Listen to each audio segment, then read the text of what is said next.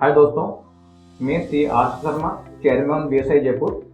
मैं आज आप लोगों को मिलाने वाला हूँ सीए इंटरमीडिएट दिसंबर 21 में ऑल इंडिया 22nd रैंक लाने वाले योमन जैन से, जिन्होंने 800 में से 625 मार्क्स स्कोर किया है और 22nd रैंक ली है।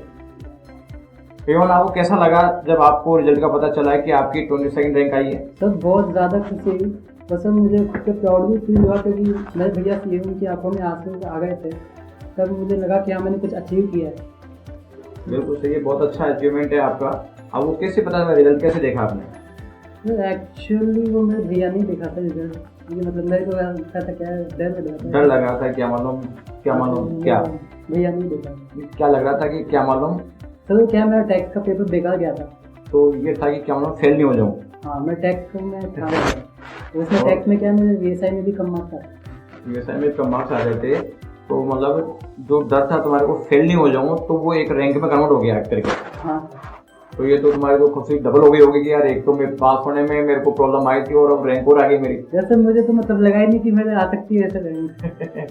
वो तो जो क्या है कि आप सिस्टमेटिक मेहनत करोगे, एक लिमिटेड मैटर मेहनत करोगे कि लिमिटेड मैटर पढ़ोगे और सिस्टमेटिक मेहनत करोगे तो हर चीज़ पॉसिबल है। इसलिए आपने जो मेहनत करी उसका एक ये जो रिजल्ट मिला है आपको, इसलिए आप ये महसूस करें कि आप वैसे ही आ गई। नहीं, वो क्या हुआ था, मतलब मैं जिस सब्जेक्ट में वीक था ना, उसी का ही पेपर हार्ड आ गया, तो इसलिए इसलिए टेंशन हो गया, आप क्या करें क्या नहीं करें। उसका इफेक्ट तो अगले पेपर में तो नहीं आया या पड़ा था?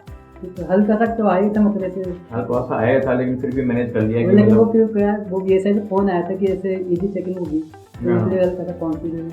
तो भगवान, कितने मार्क्स आए फिर टैक्स में? सर टैक्स मेरा 71 आया। अब एक तो लगा था यार मैं फेल नहीं हो जाऊँ, हाँ, और 71 मार्क्स यानी 40-71 डबल मार्क्स आगे लगभग।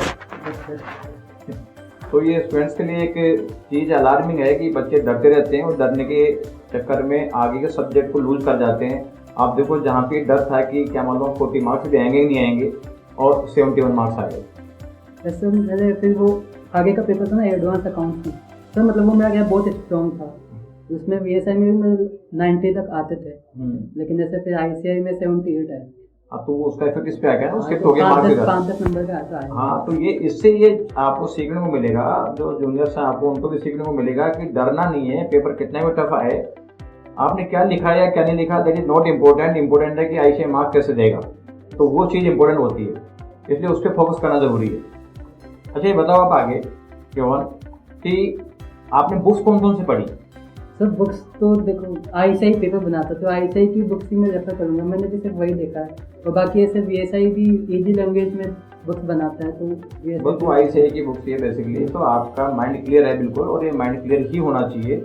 आपने स्टडी कैसे करी? जब आपकी कोचिंग चल रही थी तो 8 आवर्स की क्लासेज होती थी यहाँ पे वीएसआई में, तो उसके बाद आप कैसे वर्किंग करते थे? मतलब मैं तो, हाँ, 8 आवर्स की क्लास होती थी सर। मेरा यही था कि ना, मुझे कुछ भी डाउट नहीं रखना है, जो भी जैसे आज डाउट हुआ उसको आज ही क्लियर करना है। बाकी मैं शुरू में ना सिर्फ समझने पे फोकस करता था, मैं कुछ भी याद नहीं करता था।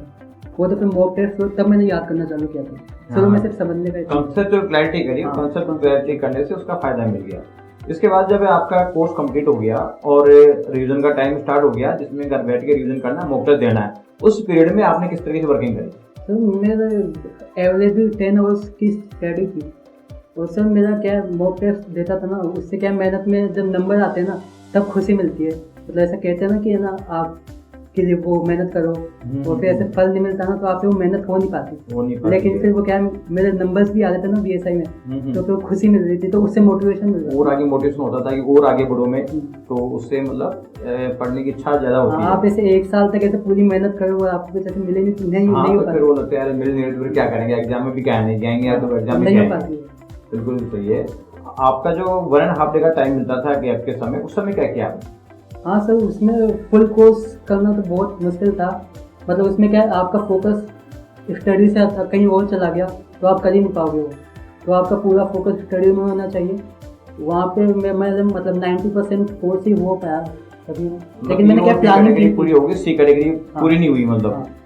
अच्छा, फिर भी देखो रैंक आ गई। हाँ और वो भी अच्छी रैंक आई है। एग्जाम में कभी स्ट्रेस आया तुम्हें? टैक्स के समय स्ट्रेस आया होगा ना, टैक्स के समय बताया स्ट्रेस आया, तो उसको कैसे मैनेज किया आपने?